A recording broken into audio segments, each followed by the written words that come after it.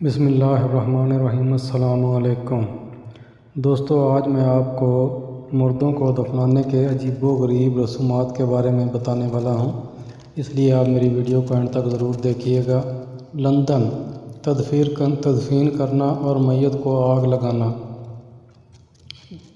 لگا کر جلا دینا۔ دنیا میں مر جانے والوں کو اگلے سفر پر روانہ کرنے کے لیے یہ دو مقبول ترین طریقے ہیں، تاہم اس کے علاوہ بھی دنیا میں میتوں کو ٹھکانے لگانے کے کچھ ایسے طریقے رائج ہیں کہ سن کر آپ کی حیرت کی انتہا نہ رہے گی۔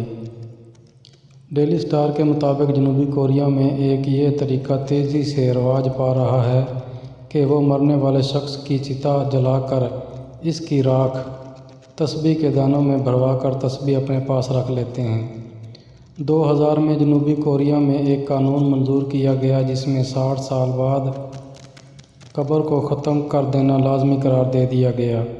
اس قانون کے منظور ہونے کے بعد مرنے والوں کی راکھ کی حامل تسبیح بنوانے کا رجحان تیزی سے عام ہو رہا ہے۔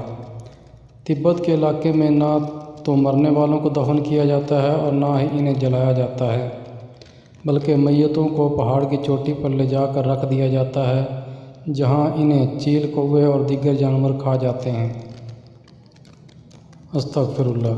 یہ طریقہ چین کے کچھ صوبوں اور منگولیا میں بھی رائج ہے۔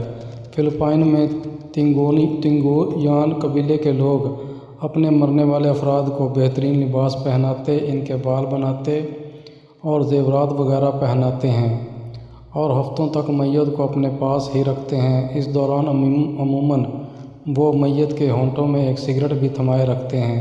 یہ لوگ میتوں کو اکڑوں بیٹھنے کی حالت میں دفن کرتے ہیں، جبکہ خواتین کو میتوں کے ہاتھ ان کے پیروں کے ساتھ باندھ کر دفن کرتے ہیں۔ ان کا کہنا ہے کہ اس طریقے سے یہ خواتین بھوتوں سے محفوظ رہتی ہیں۔ فلپائن ہی میں ایگوروٹ نامی قبیلے کے لوگ مرنے والوں کے تابوت پہاڑ کے ساتھ لٹکا کر چلے جاتے ہیں۔ اس قبیلے میں تابوت محض 1 میٹر لمبے ہوتے ہیں، کیونکہ یہ لوگ مرنے والوں کو اسی حالت میں تابوت میں بند کرتے ہیں جس حالت میں بچہ ماں کے پیٹ میں ہوتا ہے۔ چین کے بعض علاقوں میں مرنے والوں کی آخری رسومات میں نیم برہنہ ڈانس کرنے والی لڑکیاں بلائی جاتی ہیں۔ برطانوی نشریاتی ادارہ اس انوکھی روایات پر ایک ڈاکومنٹری بھی بنا چکا ہے۔ اس ڈاکومنٹری میں بتایا گیا ہے کہ چین کے ان علاقوں میں جن مرنے والوں کی آخری رسومات میں جتنے زیادہ لوگ شریک ہوں گے، اسے اتنے ہی زیادہ باعزت خیال کیا جاتا ہے۔ چنانچہ نیم برہنہ ڈانسرز کو بلانا در حقیقت زیادہ سے زیادہ لوگوں کو آخری رسومات میں شریک کرنے کا بہانہ ہوتا ہے۔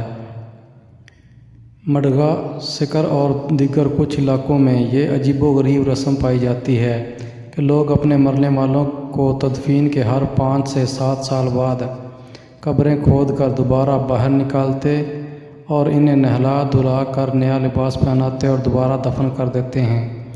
دوبارہ دفن کرنے سے پہلے وہ انہیں اچھی طرح تیار کرنے اور پرفیوم لگانے کے بعد ان کے ساتھ ڈانس کرتے ہیں اور میت کے ارد گرد بیٹھ کر اس طرح اس سے باتیں کرتے ہیں جیسے وہ زندہ ہو۔ وہ اسے گزرے سالوں میں پیش آنے والے تمام واقعات بھی سناتے ہیں۔